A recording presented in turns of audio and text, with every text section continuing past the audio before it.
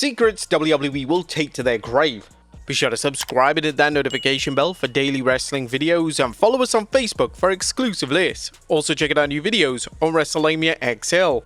Now, the slot bucket was one of the more disgusting elements of WWE television in the 90s, and according to one half of the Godwins, Dennis Knight, who played Phineas, the slot was usually a mixture of milk, bread, and lettuce. According to the man himself, when they were planning on pouring the bucket over Sonny, almost all of the WWE roster filled the bucket up with bodily fluids, which must have been truly horrific. Sonny was definitely not a fan favorite backstage, but what were the bloodbaths made of? The WWE have switched things up when it comes to the contents of the bloodbath over the years. During the Attitude Era, when the Brood used to deliver the stunt, WWE seemingly used water or a non-toxic oil with red food coloring. However, when WWE brought the gimmick back for Edge in 2021, it appeared that they used thick oil and the substance was colored with a dark red, almost black coloring. But was the sewage real? One of the most iconic moments of Eddie Guerrero's career saw him spray a sewage hose at Big Show. According to Guerrero in his autobiography, the sewage was dog food mixed with water. WWE would then reuse this exact same method for future sewage segments, such as when the McMahons and the Spirit Squad were pranked by DX in 2006. In relation to when AJ Lee and Dolph Ziggler got covered in poop on Raw in late 2012, this looked to be a chocolate-style substance.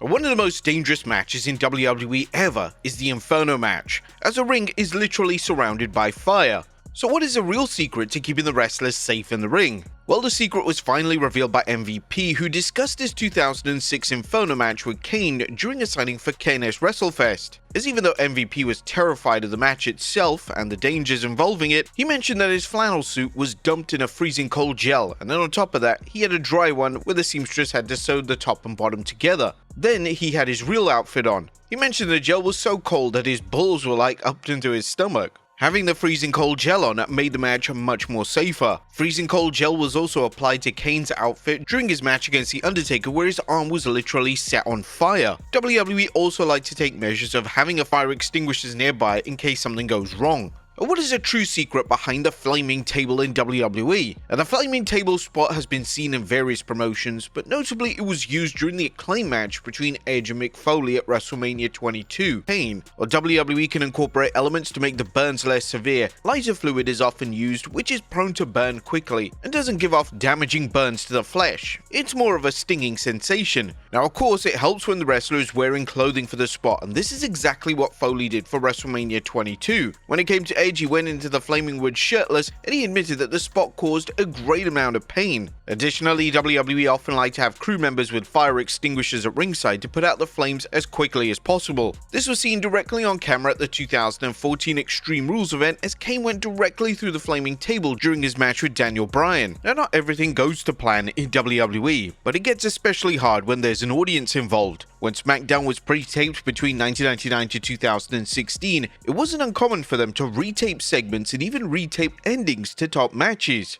One of the biggest matches of 2002 saw The Undertaker take on Kurt Angle, and this was a match in which the dead man tapped out when he locked in a sinister triangle choke. The original finish saw The Undertaker tap out on Angle's leg, however McMahon wasn't happy with this, therefore he decided to reshoot the ending, and due to fans already leaving the arena, he had staff members on the front row to make it appear like it wasn't retaped. Eagle-eyed fans were quick to notice that the crowd had gone from women and children to grown men, most of whom were in business attire.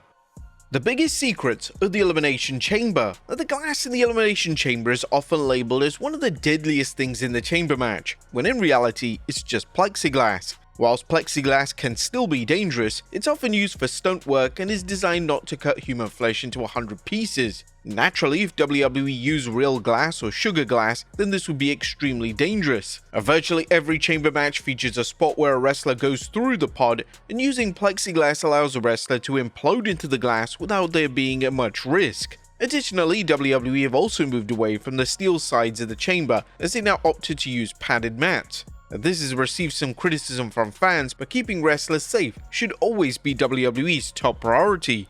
And no wrestler actually wants to see this signal during their match. If you ever see a wrestler mimic a chicken during a matchup, it's usually a sign that they are fully aware that the match has been a total letdown. This is traditionally common with English wrestlers, but wrestlers based in North America have also known to deliver the taunt. One of the matches that featured this infamous taunt was a dark match featuring Drew McIntyre in 2007. McIntyre teamed with Dave Taylor to take on the Nasty Boys, and the match is truly one of the worst matches in WWE history. McIntyre had this to say during an interview with Comic Book, saying, "I will never ever watch that match back. You'll have to time me to a chair clockwork orange style and pry my eyes open to watch that match. I did the intro for it, obviously, you see before they play the match.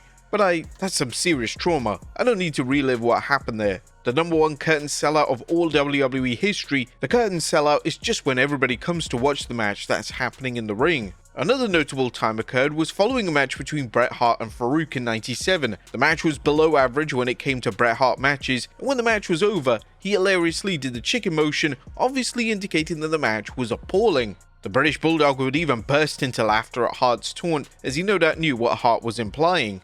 Have you ever wondered how WWE superstars bleed from the mouth? Well, there have been a few instances of this occurring on WWE television, such as Roman Reigns during the vicious beatdown from Triple H on Raw, and Seth Rollins after a vicious attack from Bronson Reed. But how do wrestlers achieve this? WWE often uses fake blood capsules to create the illusion of blood in the mouth. These are hidden in wrestlers' mouth and bitten at the right moment to create a very bloody effect. Now, of course, wrestlers don't normally carry the capsule to the ring, as it could burst unintentionally during the match, so referees or commentary team members slip it to them during the match. But what is the capsule actually made of? Well, blood capsules are normally made from gelatin and filled with a specific blood powder. This is then mixed in with the saliva, and when done right, it can create a terrifying visual. Have you ever wondered how wrestlers spit a deadly mist during their matches? These moments were popularized by Asian wrestlers such as WWE's Tajiri, Shinsuke Nakamura, and Asuka, as well as other legends such as the Great Muta and Jushin Thunder Liger, spitting in the face of their opponent a poisonous substance and in effect blinding them for the win. But how's it done? Well, in kayfabe, wrestlers typically use it for the finisher, rubbing their glands to secrete the poison out. However, the real secret behind it is wrestlers would use water or other substances, such as a powdered colored drink mixed with food coloring. They would then store it in a balloon or a condom and use it during a match. Originally, wrestlers would store it in their mouth during the match, but due to the dangers of swallowing and choking, it's normally handed by the referee or concealed elsewhere. The modern day method is to use a type of colored blood capsule and place that in the mouth when the mist is ready to be used. What is hiding under the WWE announce table? Now, the WWE announce table is usually constructed depending on whatever spot is planned for the matchup. If the announce table isn't set to break during the featured match, then a normal announce table will be used and no additional materials will be used on or under the table itself. And if a wrestler is going through the table, then it's common practice to remove all foreign objects, including monitors, laptops, and pens, and this creates a smooth, flat, and somewhat safe landing surface. But if wrestlers are going to leap from something high onto the announce table, then major adjustments need to be made. For instance, when Shane McMahon leaped from the top of the Hell in a Cell structure at WrestleMania 32, WWE ensured that McMahon would be safe by placing a crash pad and airbags under the announce table. Due to the sheer size of these, it was hard for WWE to avoid showing them on camera, and when McMahon went crashing through the table on the grandest stage of them all, they were notably visible. Whilst this received criticism at the time, WWE had no choice in the matter. McMahon had to be kept safe, and there was no way that WWE was going to let a man risk breaking his back in order to deliver a memorable spot for the fans. It's also worth noting that WWE commentators are always made aware of what spots are planned for the announce table. This allows them to act in a quick manner if they're required to help clear any foreign objects off the table. Additionally, they will also avoid placing any objects under the table if they have prior knowledge that a wrestler is about to go through it. It also may be uncomfortable at times as they have to keep their legs away from the crash mat underneath for certain shows. WWE secrets that were accidentally revealed on television. And when a wrestler is going to bleed in a match, they will usually use a razor blade to cut their head. At the 2025 Elimination Chamber show, during the heated action between Kevin Owens and Sami Zayn, Owens would accidentally drop the razor blade, meaning that the planned blading was scrapped. This would also explain to many fans why there wasn't any blood in this heated feud. But the most notable spot in the Hell in a Cell match in 2021 between Drew McIntyre and Bobby Lashley involved McIntyre being chokeslammed to the outside of the ring through a table. Now, since this was the COVID era, WWE could hide various spots happening, as there were no fans in attendance to expose them. And it was clear when he was chokeslammed to the outside, McIntyre landed on a crash pad, and this received criticism from fans who believed that a crash pad had no business in a Hell in a Cell matchup. But why did fans believe that there was a crash pad in the first place? Well, a mysterious hand would also appear on camera from under the ring to clean up the debris. But whenever a wrestler is to use mist, they will almost certainly place a capsule in their mouth just seconds before the planned spot. But this was also the case for Alexa Bliss and the mysterious white foam dripping from her mouth at Extreme Rules, as you could clearly see her put a capsule in the mouth before the spot happened. Now, it's no secret that the majority of promos in WWE were scripted when Vince McMahon was running things, but in 2020, fans witnessed a major blunder when it came to scripted material. Following The Miz capturing the Money in the Bank briefcase, Miz and John Morrison would take part in a backstage interview when suddenly they would be interrupted by Tucker, one half of Heavy Machinery. Tucker noticeably had his promo script in his hand, and when he realized this, he hilariously threw it to the side, hoping that nobody would notice. Of course, this was live television. But have you ever seen wrestlers take a break during a match? Or during the pandemic when Raw and SmackDown were presented at the WWE Performance Center, they allowed their talent to stop wrestling altogether during commercial breaks. The logic for this was that there were no fans in attendance, therefore it made little sense for the talent to be wrestling during that time. However, in some locations in the US, commercials didn't run, and leaked footage surfaced in 2020 of Sasha Banks, Bayley, Alexa Bliss, and Nikki Cross taking a break during a tag match. Fans could actually see the four women talking about the match, which made for an insane visual. The trick to knowing when a WWE wrestler will kick out. Now, is there really a way of knowing when a wrestler will kick out of a move? Well, yeah, there actually is, as most wrestlers, when they know that they're going to kick out before 3, will keep their eyes open. This allows them to see the referee counting, and when the referee will be about to hit the 3, they will usually make a scripted kick out. Some fans may wonder, why doesn't the wrestler just listen to the counting? However, due to the sound optics in the arena or stadium, it can be extremely difficult to hear the referee counting, as there may be many rabid fans in the arena. It's extremely difficult to hear the referee counting, so the wrestler being pinned will usually opt to keep their eyes open. This is without fail picked up by the WWE camera crew in every match, and there's never been a logical kayfabe explanation offered as to why it occurs. And when you're watching your next WWE match, keep your eyes on the wrestler's eyes. That's when you know that they'll be kicking out. Have you ever wondered what a WWE ring is actually made of? Whilst newer fans would assume that a WWE ring is made of strictly mats and a spring, that simply isn't the case. The fundamental parts of a WWE ring are a big steel frame with wooden paneling covered with a thin gym mats and topped with a thin piece of canvas. When wrestlers say that taking bumps takes it out of their bodies, this is why. And this is the exact reason why wrestling isn't for the faint-hearted. In relation to the ropes, some wrestling companies, predominantly independent promotions, will use steel cables wrapped in tape. This usually is a cost-saving measure, as the steel is easy to maintain. WWE, however, uses a legitimate rope, and they wrap them in tape to keep wrestlers safe. The logic here is that using real rope will allow wrestlers to bounce off the ropes, and they're traditionally safer than steel cables. With that being said, they are still dangerous. Running full force into ropes several times during a match takes it out of the human body, and when wrestlers first start training in a ring, it's not uncommon for them to have marks all over their back region. The turnbuckles are usually steel with extra padding. The padding is usually inserted with precision, as naturally companies such as WWE aren't going to allow their wrestlers to run into exposed steel without some kind of support. That's of course unless it's a scripted pre-planned moment. WWE will also regularly clean the ring between matches and segments, and it's common for them to change the canvas numerous times during a live broadcast to ensure that the ring is spotless. Putting the ring together and dismantling the squared circle is a tough task, and it requires a full team of people to work together to make sure the job is done safely. The secret behind Triple H's iconic entrance.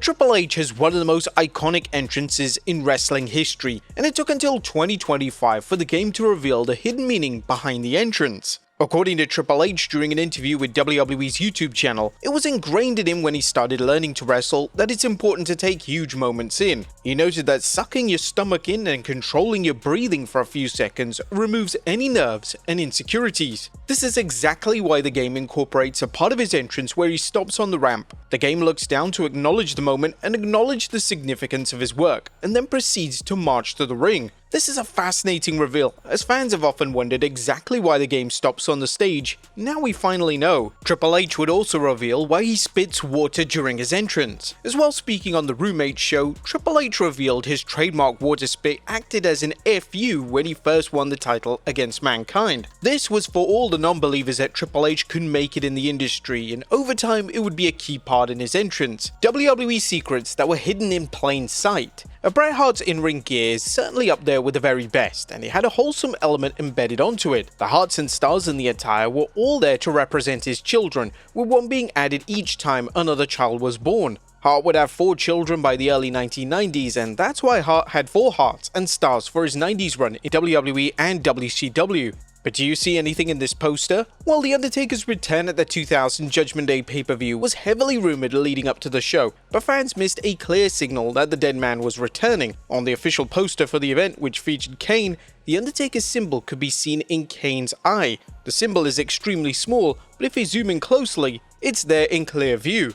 Can you see any lettering in this logo? Well, whilst WWE often criticized for not putting in enough effort when it comes to their merchandise, in the early 2000s it was common for them to go all out with hidden details on shirts. For The Undertaker's Big Evil shirt, the red pattern on the top of his Big Evil symbol would spell out Dead Man. This was such a great detail, and it was only years later that fans even noticed this. What exactly happens when WWE cuts to a commercial break? Well, if a match is underway, the wrestlers will continue to wrestle, and if fans are watching via Netflix outside of the US, they will sometimes be able to continue to watch the action. However, what if the commercial occurs during a WWE superstar's entrance and just before a planned scripted promo segment? This is a little more awkward for the wrestler involved. The wrestler will usually just have to stand there and wait for their cue to either enter the ring or to commence their promo.